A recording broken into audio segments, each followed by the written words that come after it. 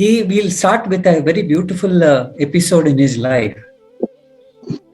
It seems his disciples were discussing on the Shastras, and Sri Ramakrishna was watching them. After the thing was over, he called Naren, because Swami Vivekananda was called as Naren, and asked him to pick a almanac, that is Panchangam, which was there on the shelf. And he asked him to read about the forecast, rain forecast. After reading, Sri Ramakrishna said, you wrench it as if you are wrenching a towel. Then Swami Vivekananda, he obeyed. And then he asked, did you get any water? He said, no. And then everybody started laughing. That's what happens to most of us. When we pick up the... In fact, it's the most tempting, especially for people who are intellectuals, I would say, or people who like to live intellectually, because I've gone through it. That's why I'm telling you, I'm sharing it. It's very easy to get involved in discussions, study, analysis, and then, unfortunately, arguments whenever we pick up a Shastra.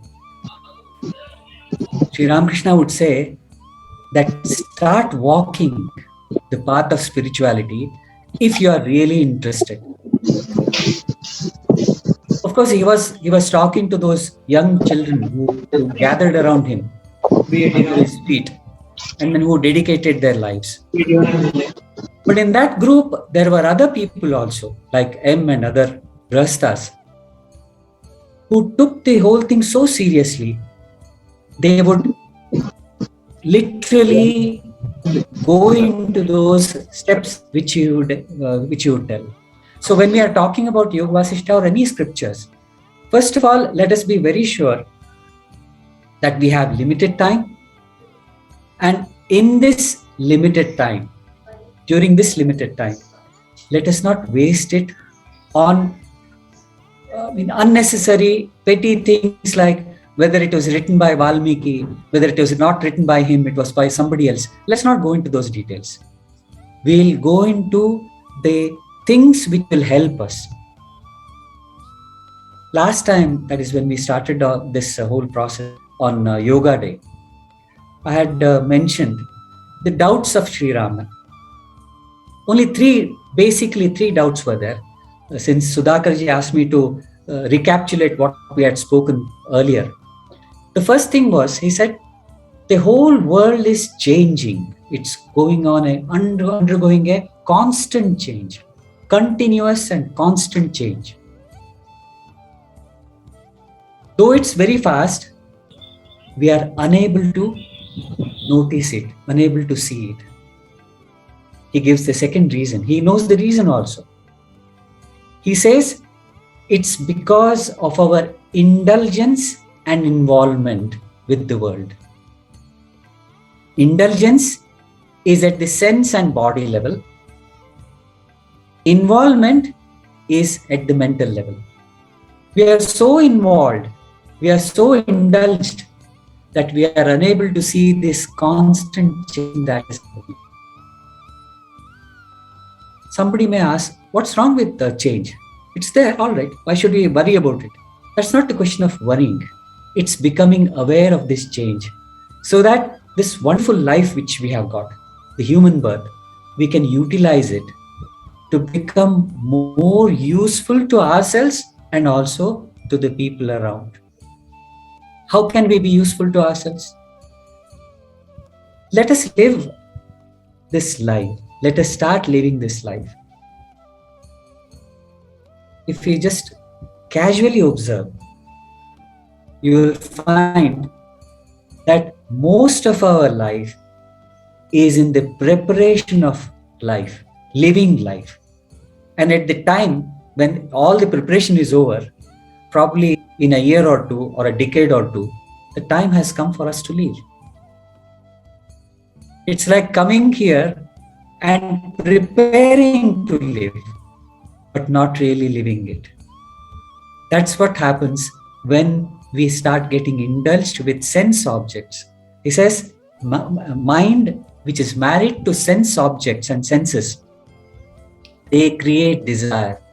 And desire by its very nature, Rama says, that's unsatiable. It cannot be satisfied. You fulfill one desire, then the next thing is there, ready to engulf us. So if whole time is wasted only on fulfilling the desires, then he says there's no meaning for life. Then he talks about this. The third aspect is he talks about Kala. Kala is seen by every one of us. As Sudhakarji was telling, some 25, 30 years back, we were young, we were youthful, and now we have become old. This growth from childhood to youth to middle age to old age and final death, this is happening all along.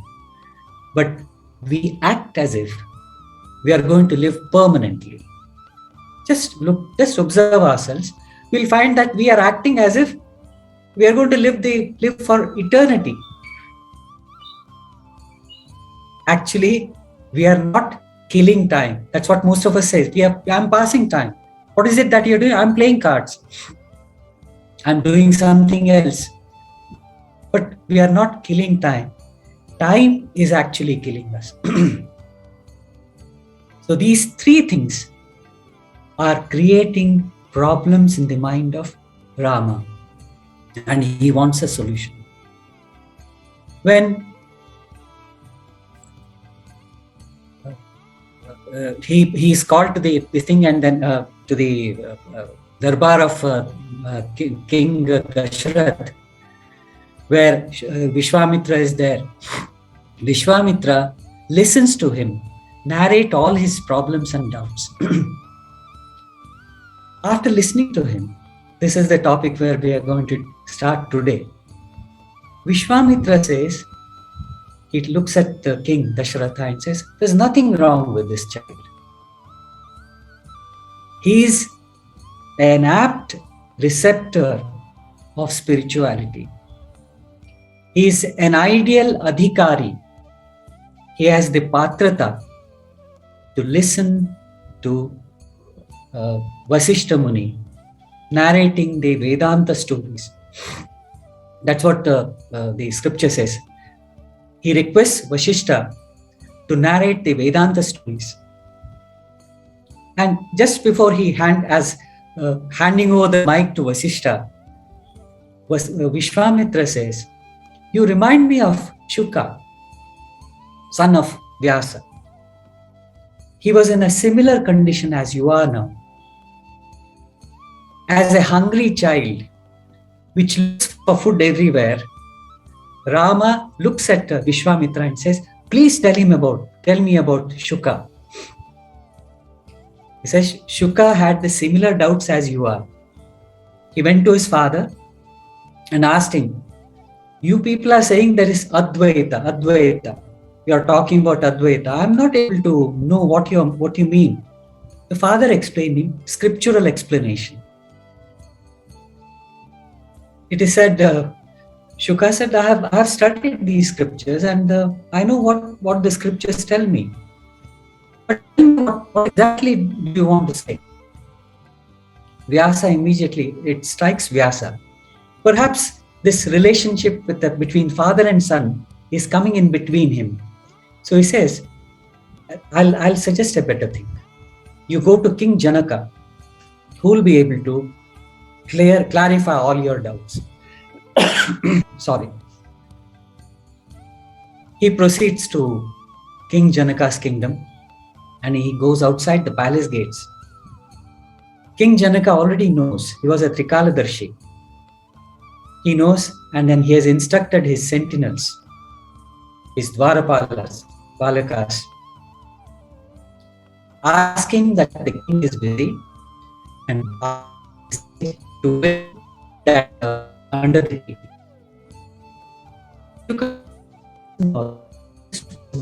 Sits there. For 7 days he is made to wait. Subsequently, he's made to enter the palace, and then he's given a royal room with servants and things like that, and he's been given the wonderful hospitality, offered hospitality. Even then, for 7 days, even then, Shuka is in he says that he clarifies those laws just as his father had done.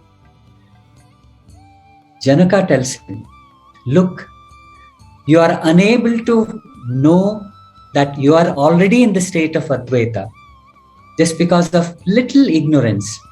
And then he initiates him, and then Shuka experiences the ultimate. Something like that happens for people who are adhikaris, but we are all people who are students. We are still trying to walk the path. And then Vishwamitra hands the mic to Vasishtha. Now, these two chapters, that is the Vairagya Prakarana and the Mumuksha Prakarana, form the introductory part of Yoga Vasishtha, which are extremely important. If we have to become the sadhakas, what is it that we have to do? Vasishtha says, the first and the foremost thing is, there should be proper communication between the Shishya and the Guru. But then, one doubt crosses our minds. Already it would have crossed our minds. How to find gurus? How to find the Guru who can guide us? For that, Vasishtha gives the second choice. Next, he says, become receptive, become open. I have been a student of gospel for a long time, and nobody else but Sri Ramakrishna can teach us about receptivity. Whatever comes, he is very curious to listen. He doesn't have any opinion in his mind. He is open, just as somebody says that mind is like a parachute. It opens only when it works only when it opens. So, open-mindedness. When you become receptive, then you will be able to receive whatever is there in this universe. But then, how to become receptive? That's the second question which should cross our minds. Then he gives a very beautiful he gives the explanation of 4 sentinels to the palace of Mukti. They are so lofty and at the same time so simple. All of us can follow those instructions which are given by Vasishtha. The first and foremost thing he says, we should have Shama. Shama means sweet patience. Sweet patience. Unfortunately, probably because of the Industrial Revolution or of the pace at which we are going now, speeding now, we require everything on the fingertips. Just you snap your fingers and it should be there. As somebody says, you have the mouse, and then the moment you click the mouse, the thing which you require, it's there. We are in a hurry to do everything. He says, spirituality, if you are interested in treading the path of spirituality, then you have to be patient. Many times we hear, in fact, I used to hear, and then I used to feel myself. I used to feel that 6 months, those 6 months are very much, they are underlined. I stress that period. For 6 months, I have been practicing meditation and nothing is happening to me. So somebody says, in fact, I think it's Sri Ramakrishna only, he says, for lives together, you have had the habit of running after the mind and the senses. How can your mind go into meditation just within 6 months? It may take 6 lives or 600 lives. Why are you bothered? First of all, be patient. Now, in this case, Why is it that we are impatient? We are impatient because we are impatient with ourselves. We feel that I was a person who was to get very angry. I used to be a very short-tempered person. Why is it that after practicing meditation, I'm still angry? Why is it that I still have taste for certain sense objects? We ask ourselves. So the first thing that Vasishtha says is, be patient. Be patient with yourself and be patient with the surroundings. The second, then comes the second part. He says, vichara. Vichara. Now, this scriptures, we are not going to discuss the detailed part of vichara, but we are going to talk about the initial part of vichara. Vichara means observing the world outside. Observing the world outside, we start matching or relating that world with ourselves. When something happens, do I react or do I respond? Now, this reaction and response, they are two different things. A mosquito comes, then immediately I respond, I react with my wave of my hand. Response means you wait, do not react immediately, then give a response to it where your emotion is not involved. Vichara, that is thinking. We observe people.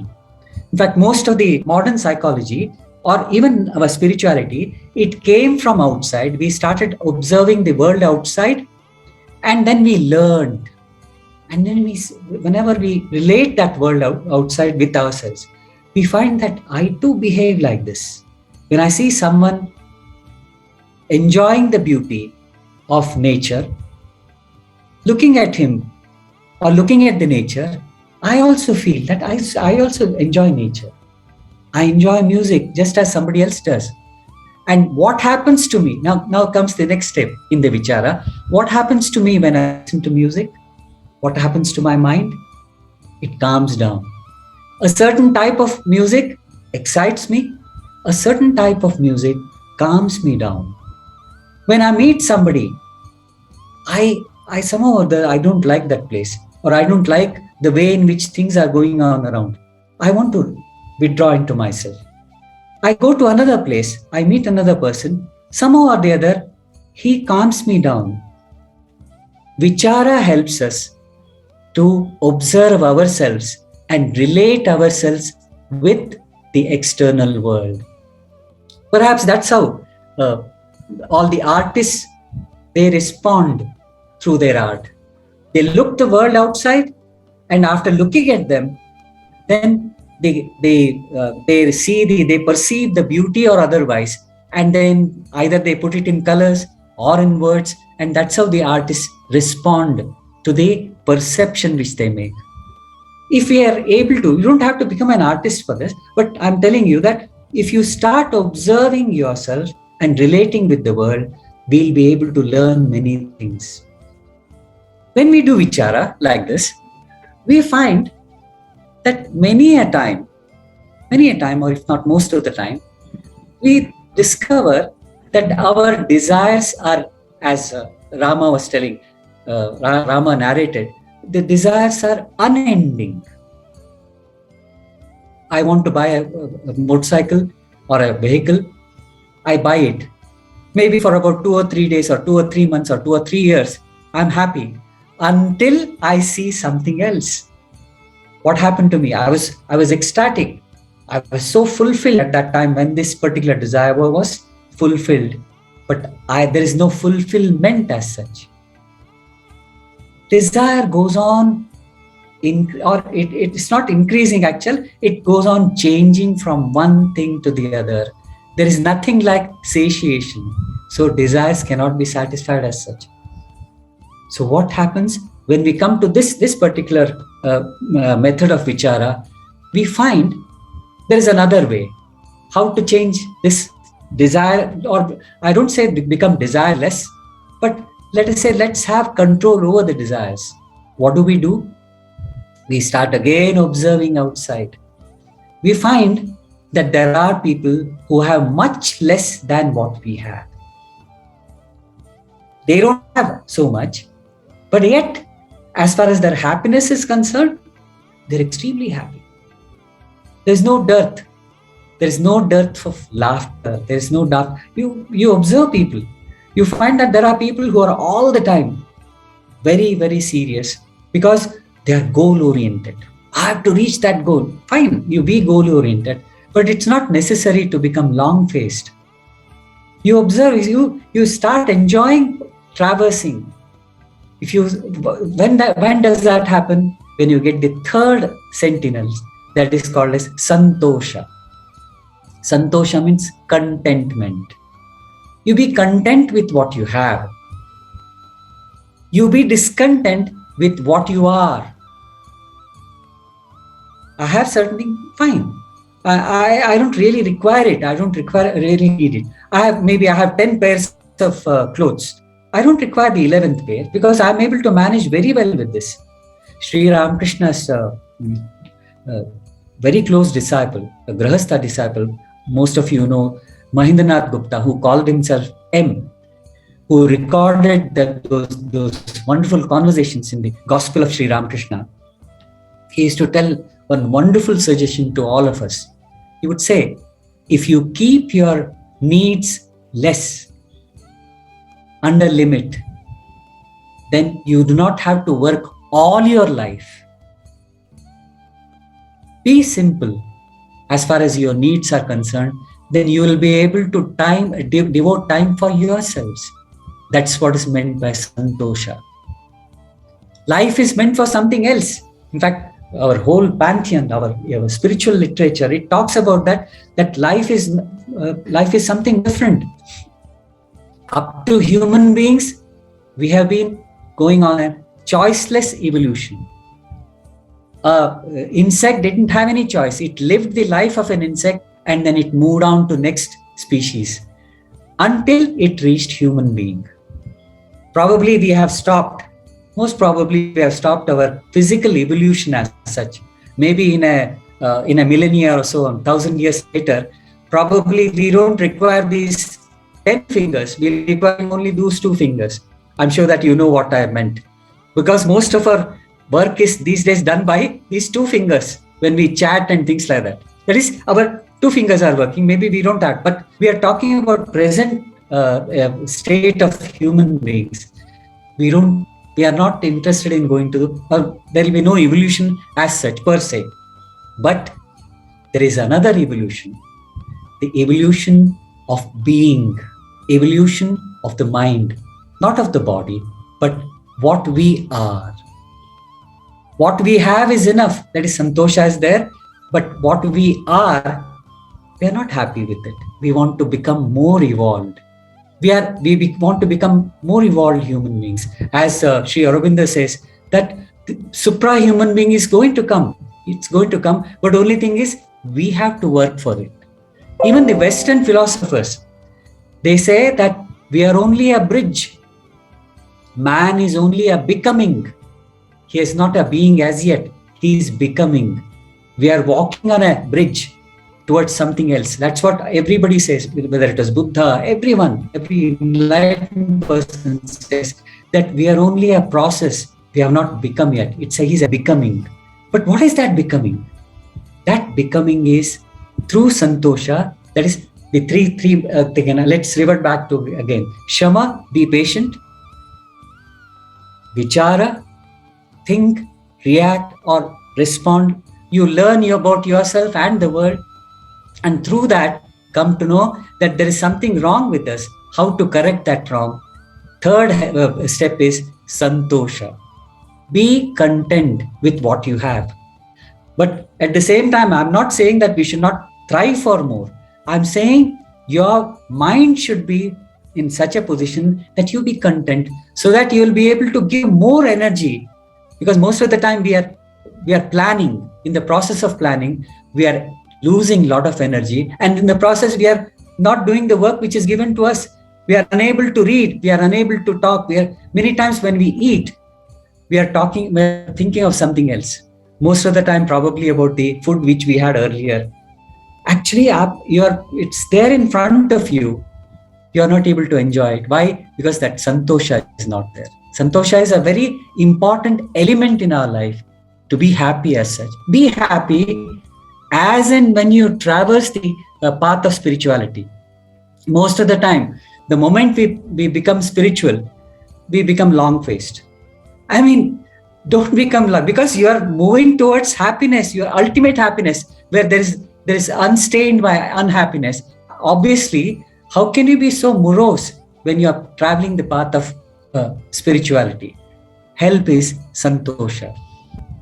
And when these three things are happening, then we'll be able to meet a person who will be able to guide us. Sri Ramakrishna again, he gives a very beautiful analogy. He says, the Shishya has the lamp, he has cotton, and he has oil. When he starts cleaning the lamp, preparing the wick and putting it there, and then pouring oil into it, Sri Ramakrishna said, the Guru will come and light your lamp. But the three steps which are there, those three steps are in your hand. That's what is meant by Appo Deepo Bhava, which Buddha popularized. You become a lamp, ready lamp, then the light will come. You don't have to go in search of it. And for that, scriptures like, I don't say only Yoga Vasishta, scriptures like Yoga Vasishta, whether it's Bhagavad Gita, Ashtavakra Gita, any spiritual text. You don't have to do extensive reading.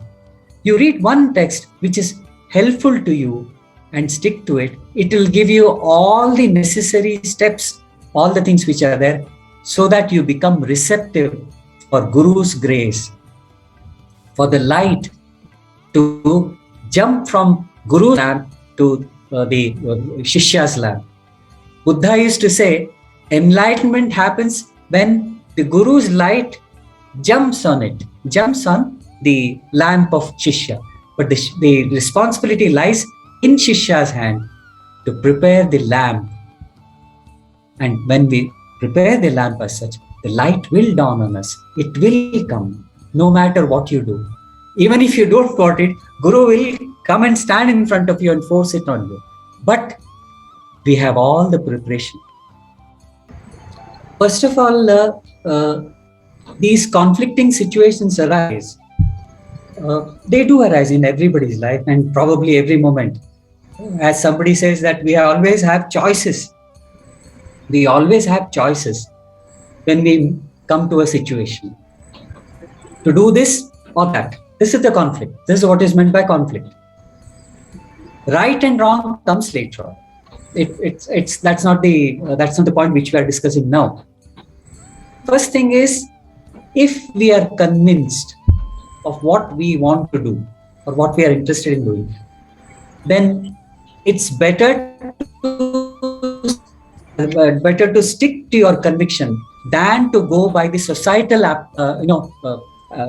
would say that acceptance. I'll give you an example. Whenever a person wants to get the path of spirituality, let us say that he wants to join an ashram, or let's say go and seek. Invariably, the parents and the relations, they says, "Ye kya pagal ho gaya kya? Have you gone mad?" And they'll try to put all the obstacles, whatever obstacles they can, and then they say that this is not for you, this is not for you. Now, if we are not convinced of the decision which we have taken or which we want to take, so naturally there's no conflict. You are not going to stick to your conviction, so there is no conflict. So you'll obey your parents or obey your relations and then go to the path, the beaten track. But if you stick to your conviction and say no, probably you don't have to be very offensive when you are negating the relations, because they are the people who have brought you up. You don't have to be offensive. You just say that, look, Swami Vivekananda, in fact, he was not able to look after his family, in spite of the fact that he lost his father, his mother, and his younger peer group. I mean, not peer group, siblings. He was not able to look after them. But he left because his conviction was there. If you have the conviction, then the conflict will not be there on that side also. It doesn't matter. You tell them that you want other people to become Swami Vivekanandas or sadhus, but you don't want me to become. Something like that. You put it humorously and they will get convinced, because in the end they know, or probably you tell them that, isn't it better that I'll not go to USA and earn money and don't come back at all? In fact, this is the most convincing argument which you can give your relations, so that you can tread the path. But we are all people who are living in this society. We are not in this situation. I'm just telling you, if we are convinced of doing something, there cannot be any conflict. Just as Bhagavad Gita has this example of Arjuna. Arjuna says that I'm ready to become a beggar. I'm ready to become a beggar, and I don't want to fight the war. If he was convinced of becoming a beggar or a sadhaka or a muni or whatever, he would not have expressed his doubt to Krishna at all. He would have gone straight away.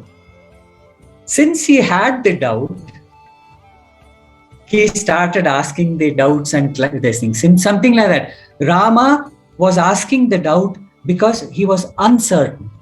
And fortunately for Rama, because he was an adhikari, he got a guru like Vasishtha and a person who was a patron of like Vishwamitra. Because Vishwamitra also cannot be undermined because of the fact that he fought with Vasishtha to become a Brahmarshi. And the amount of problems which Vishwamitra has faced, I think we cannot even imagine what he had faced. So such patrons were, but there for us cannot be. We don't have to expect patrons like that. But we have such wonderful books which teach us. Vasishtha calls these shastras as Uchshastras. He says Uchshastras will come to help us when we are in doubt. Uchshastras are those which help us to nourish our turning point. I do not know whether I'm this thing. Turning point is when you want to change the line of thought, when you're decided to become a sadhaka. That's a turning point. You don't have to. Sadhaka does not mean, I really again reaffirm here. It's not going to the forest. It's not going to the mountains. You stay where you are and then devote some time for yourself. Maybe half an hour in the morning and half an hour in the evening. Or if you don't have time, these days because of online meetings and online jobs, they say that we are working more. Earlier we used to work for 8 hours and then probably we are working for 12, 13, 14 hours. If you are convinced, use just before you go to sleep and just when you get up, those 10 minutes, 15 minutes, you start like that. And it's only to taste the spirituality. If you start tasting spirituality, then everything will work out. Later on, things will happen in your way so that you have all the time in the world to totally plunge into it. But I told you are three steps which Vasishtha has told. If you start doing that, and it's very easy in the sense, be patient with yourself. Whenever you say that, immediately I'll tell you which happened when we were trainees in Kanyakumari. It was a time when Swami Ranganathananji had come to our campus, and then he spent about a week with us. So one of my colleagues, Mohanji, who is unfortunately no more, both of us went to him, and then Mohanji said that, you see, how is it that I'm not able to, when we are sitting in meditation and all that, my mind doesn't stay at all. It goes on roaming here and there. Swami Ranganathanji was very observant. He said, Why do you eat so fast? In fact, there's so much of, it's only an act of eating. Swamiji had observed Mohanji eating very fast. He says, slow down, eat very slowly, enjoying the morsel, every morsel. And then he says, after 2 days, in fact, he required, it was a Himalayan task as far as Mohanji is concerned, because he'll not wait for things to come. He'll just finish and then go off. 2-3 days later on, Mohanji says that my mind has calmed down. And fortunately for us, Swami Ranganathanji was there. Do your things as far as possible slowly. Now you don't have to run. You have been given 1 hour or 45 minutes to eat. Take those 45 minutes. Why do you run and where do you want to go? In fact, in schools and all that, you are given half an hour recess for lunch. And most of us used to only 5 or 10 minutes and 20 minutes for playing. So Swami used that very example and says, you don't have to go to play. You have come here, enjoy your food.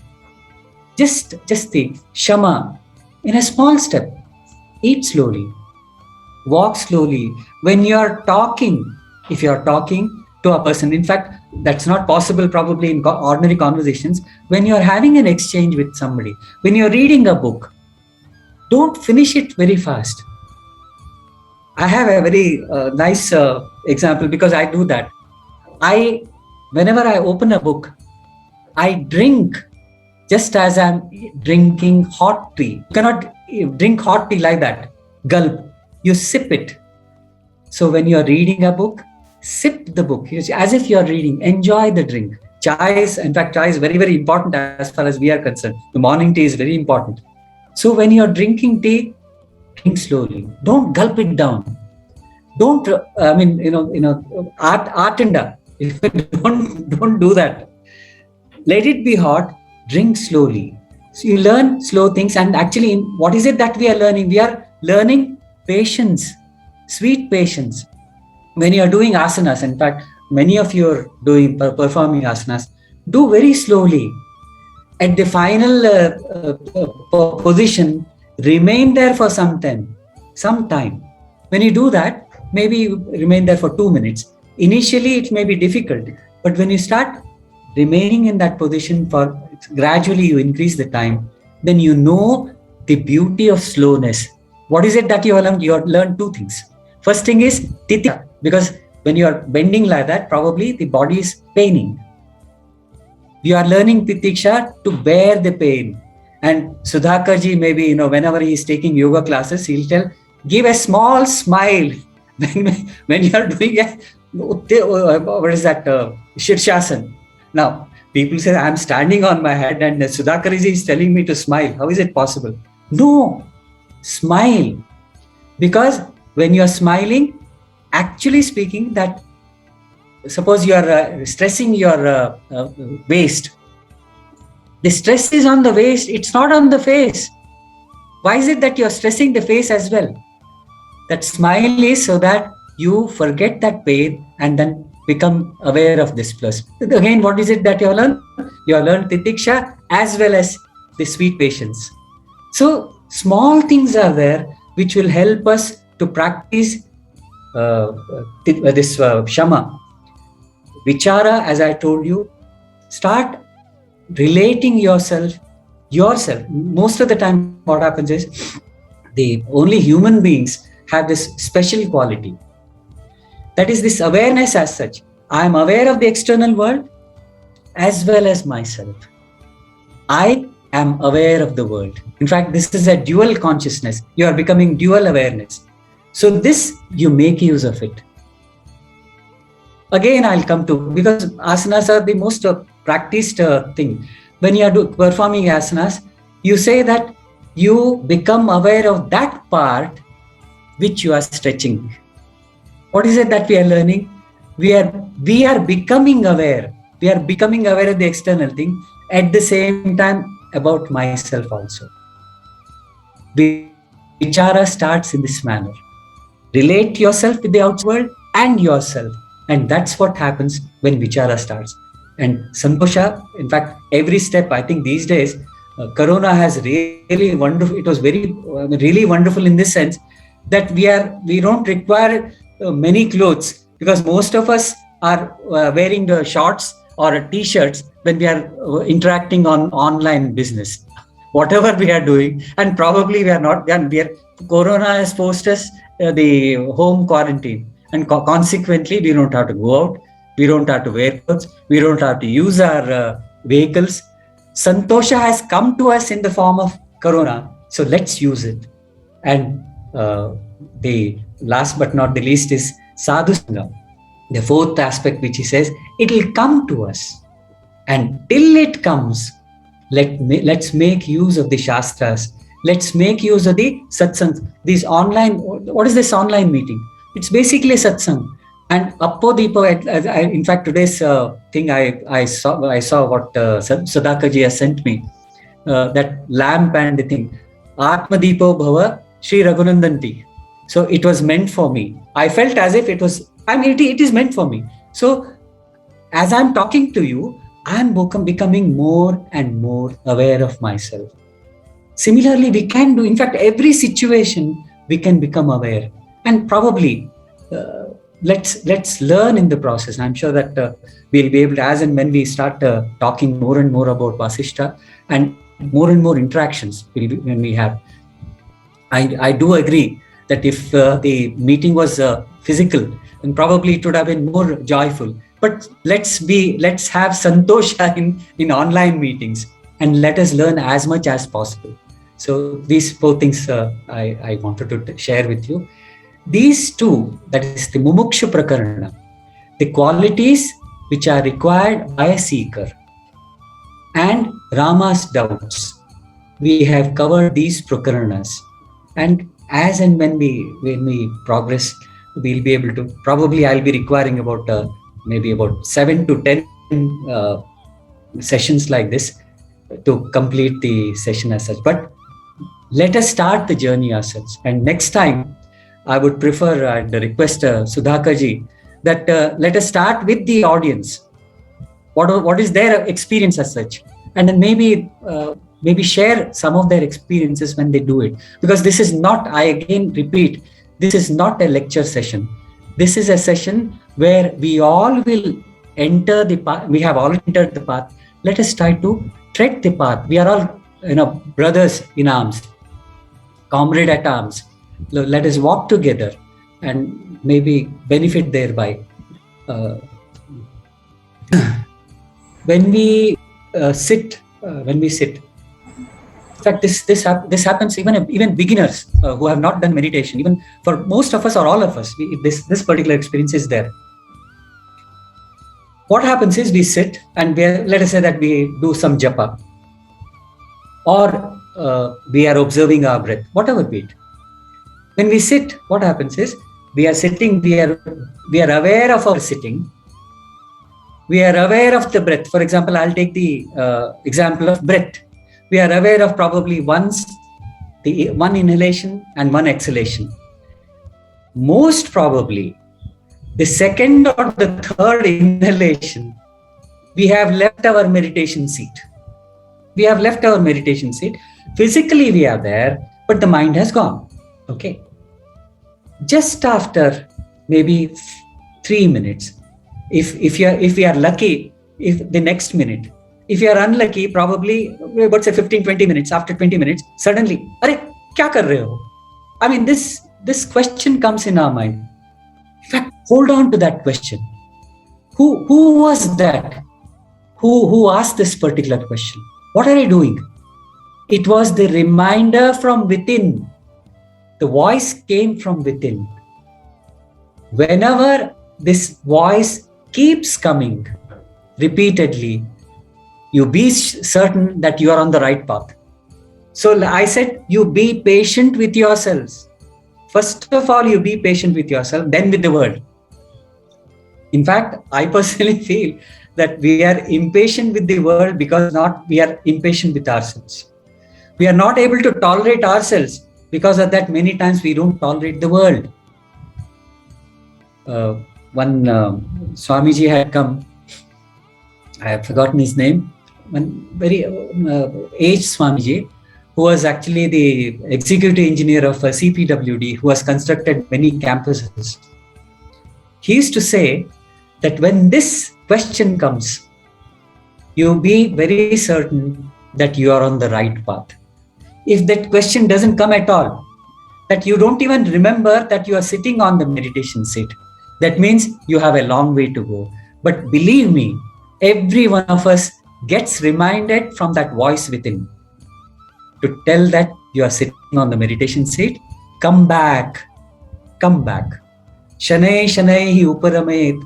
That's what Gita says. Let's be slow. Don't be in a hurry. Patience. And then whenever it goes away, bring it back to self. What do you mean by bring it back to self? When this reminder comes from within, hold on to that reminder. Hold on to that person who is reminding you. That means you are very much alive.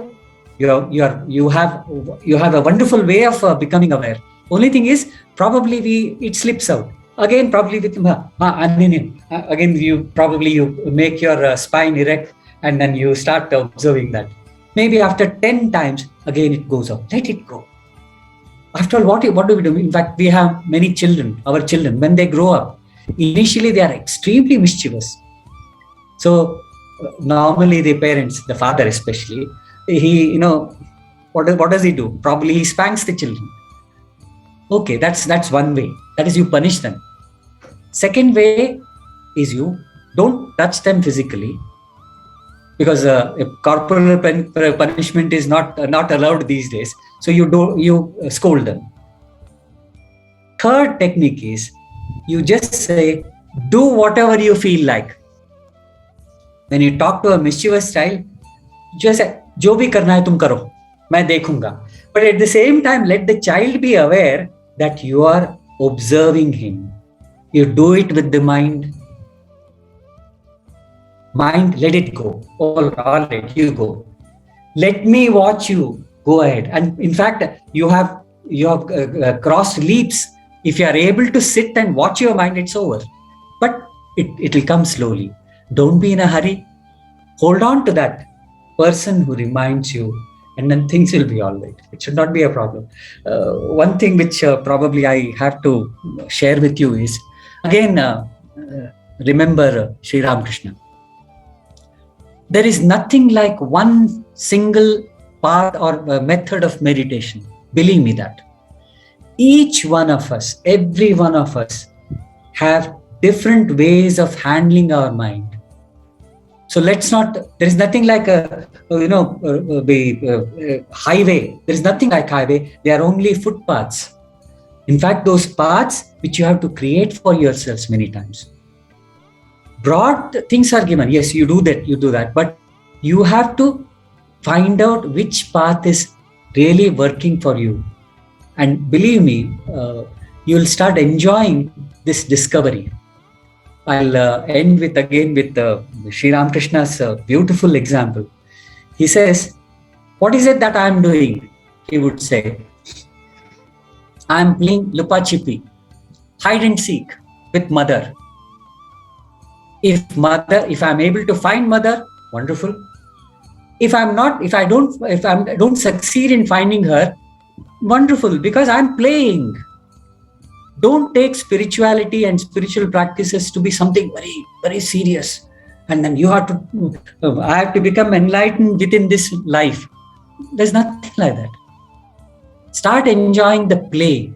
I'm playing with mother, hide and seek. I'm playing with myself, hide and seek. That myself within and outside are all, different faculties which you have. These faculties are playing with myself. So let's not be in a hurry. Let's not be irritable with our own selves. Enjoy. That is, enjoy discovering the path which you have to lead. And then probably the Guru will come and light your lamp. You don't have to go there, it will come. And probably it will come in the dream. It will come as some experience, and then it will come to you, it will dawn on you. Thank you, Raghuji. You have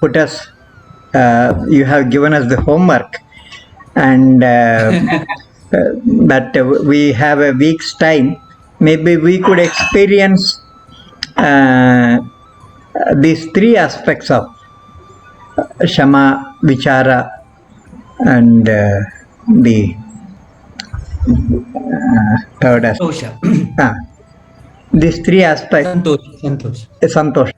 We will try to identify situations in our own day-to-day life wherein we can put these things into practice, whether we are able to do that nigraha part of it, whether we are able to control ourselves, whether we are able to slow down our process of reacting or not reacting. So this 1 week is going to be a wonderful time for all of us. Please make note of your experiences and we will share it. With that experiences only, the next class will start. I hope all of you have understood what Raghuji has said it. I think it is time that we will call it a day for today's. We have crossed exactly about 3 minutes we have crossed, and we will meet next Friday, same time, same link, same password. Till then, we will conclude with a Shanti Mantra. सर्वे भवन्तु सुखिनः, सर्वे सन्तु निरामयाः, सर्वे भद्राणि पश्यन्तु, मा कश्चित् दुःखभाग् भवेत्. ॐ शान्तिः शान्तिः शान्तिः.